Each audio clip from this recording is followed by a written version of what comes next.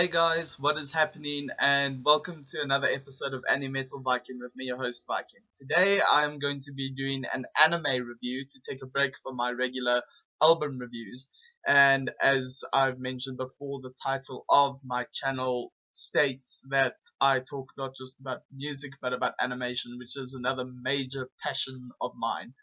So today I'm going to be reviewing basically overall both seasons of the anime My Teen romantic comedy SNAFU.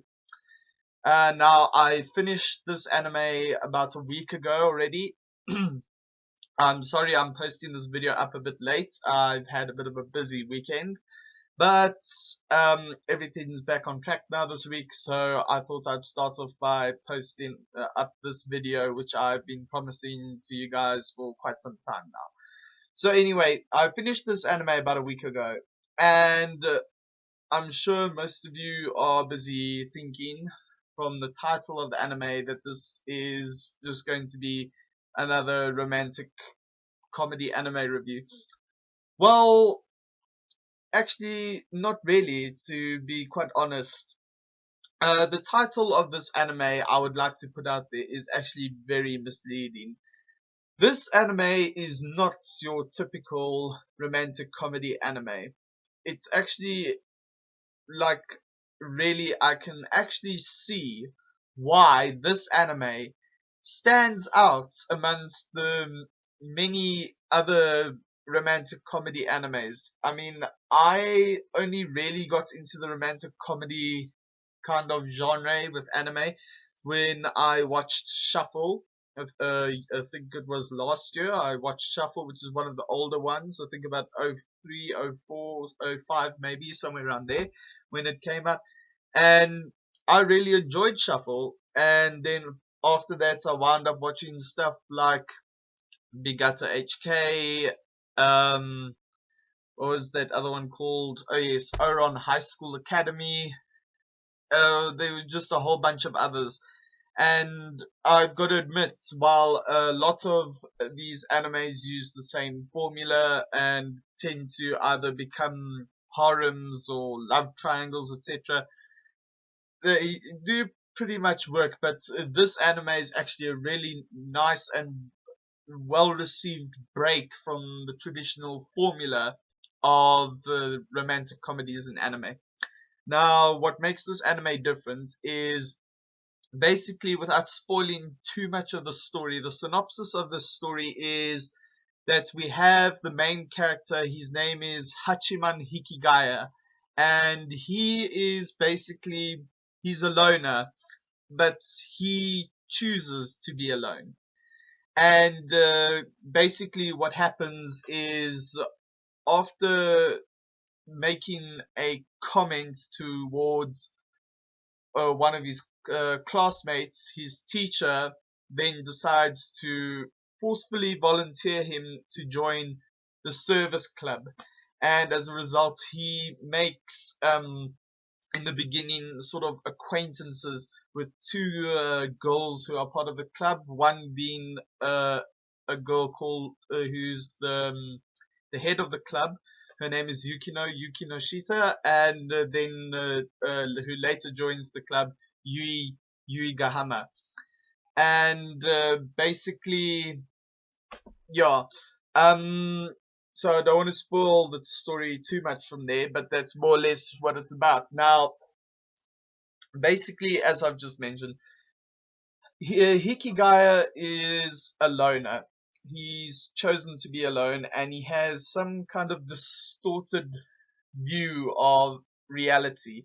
And this is mainly due to the fact that he doesn't, as by definition of a loner, he doesn't have any friends really. The only people he really interacts with are family, etc. And but he is very clever, he's very intelligent, and despite his distorted view of reality, he does understand human behavior very well. He can tell very easily when a person is lying. He can tell when people are sad. He can tell when people are feeling uncomfortable, etc. So he has kind of, if you could put it, picked up certain skills So although he may not be a sociable person, he understands more or less everything that goes on within social circles. But without spoiling too much of the story, basically his methods of going about certain things is sometimes what can get him into trouble or even hurt those around him. But that's not really what we're going to focus on here. But basically, what sets this anime apart from other romantic comedies is that usually in your typical romantic comedy anime, a lot of girls are after one guy, or a lot of guys are after one girl. So it's either a harem or even a love triangle, or if it is something between just two characters or something like that, it tends to be the typical, you see the character, whoever's the main character, falls in love with him or her like instantaneously, like your typical Romeo Juliet formula, and it just gets out of hand from there. And what makes this one different is that it's actually more relatable to real life, in the sense that nobody in this entire anime falls in love straight away. It's actually very much relatable to high school life. We all know that in reality, when you meet someone, the way you fall in love with someone is you get to know the person, and once you've come to know the person for who they are, etc., what their interests are, their behaviors, etc., then that's what actually draws you to them, and that is actually how it works in reality. Unfortunately, as much as we'd like to believe that there's maybe that whole true love theory out there, it's not that believable in stories. I mean, it's nice to a point, but at the same time, you've got to be realistic. So anyway, that's one of the main things that sets this anime apart from other romantic comedies. Another thing is that there's not that much emphasis on romance, and that is why the title of this anime, as I mentioned before, is very misleading. It kind of draws you in.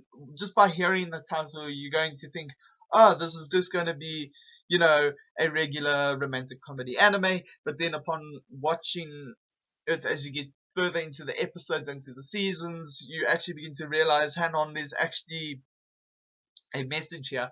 Now, this anime does have some kind of deeper message to it, but it's not hard to look for. It's actually very blunt and in your face, but not so blunt that it spoils the whole anime. It keeps you watching. It's very intriguing.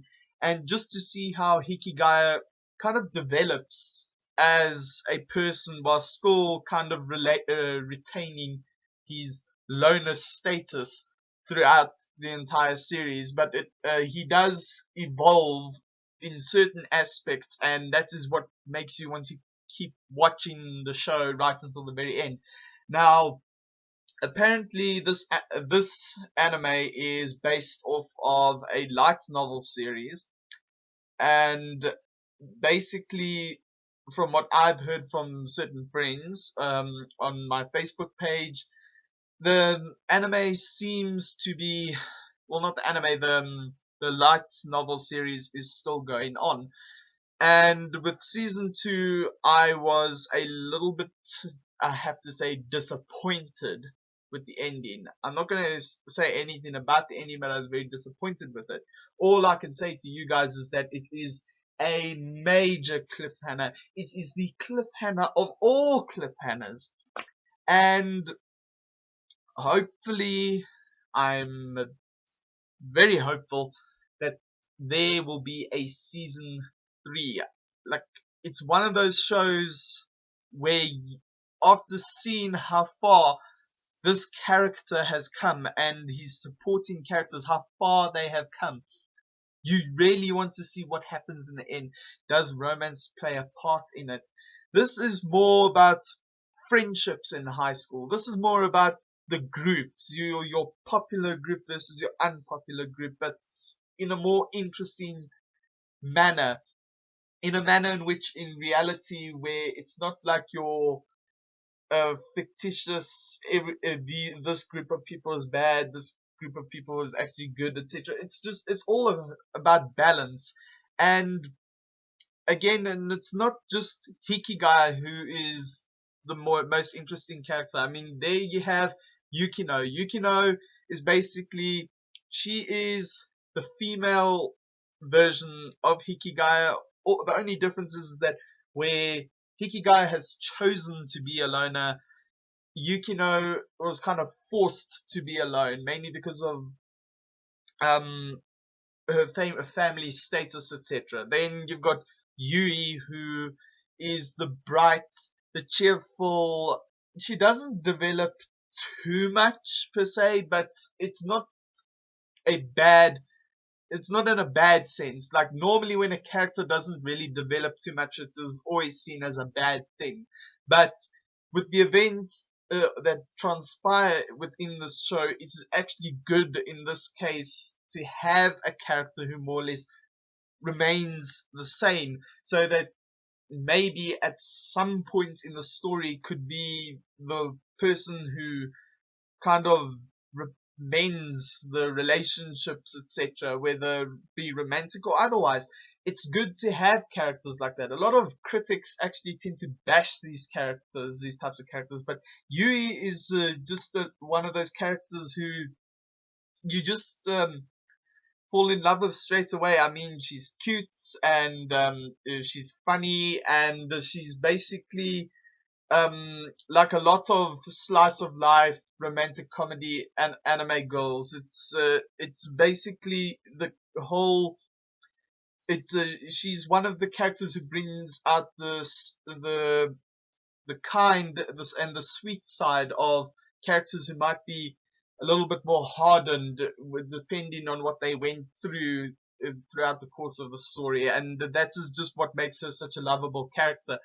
Hikigaya, I have to admit, is has to be the funniest character I have seen since Sagura from Full Metal Panic. Whereas Sagura in Full Metal Panic was just this young dude uh, in a mercenary group who didn't understand normal social behavior and tended to think everything was like terrorist attack, etc., which was pretty hilarious. And then now you've got this guy. This guy, his whole preconceptions, his whole twisted um, view of certain social habits in school and stuff. He's just a outright hilarious character.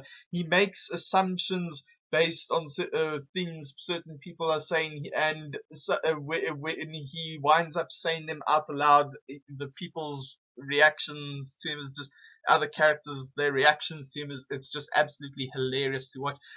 The art style kind of adds to this because Hikigaya is just, I have to admit, when I watched the first episode in season one, he hadn't even said anything yet, and just by looking at his face, I couldn't stop laughing, and I could already tell this guy was going to be hilarious, and I wasn't disappointed. He is a very hilarious character.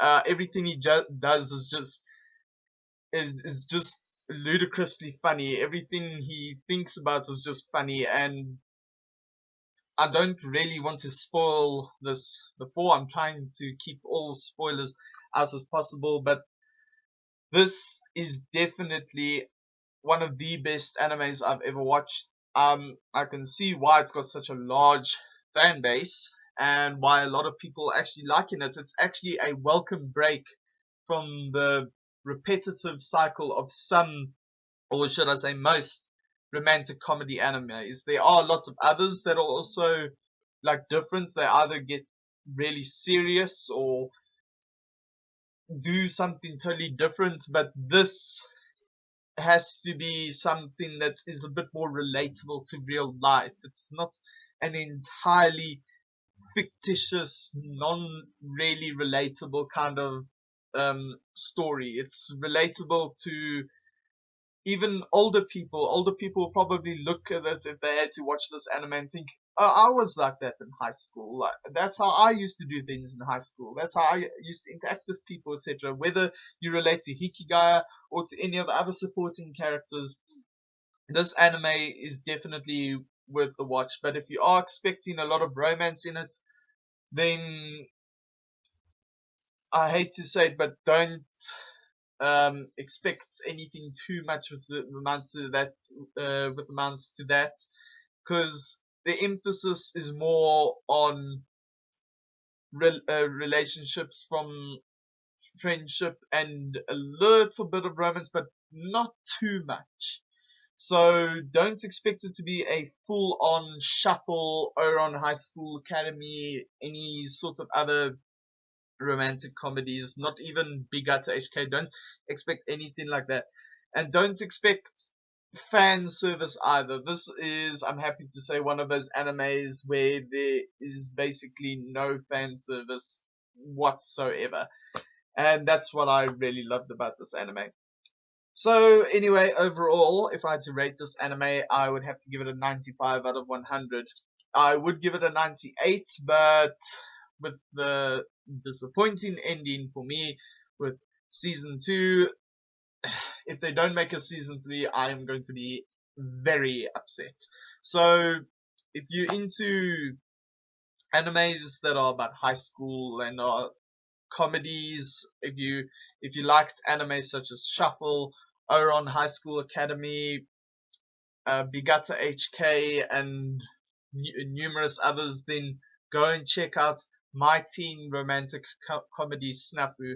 It is one of the best animes of all time, and overall, you won't be disappointed with the comedy in it. It is absolutely hilarious.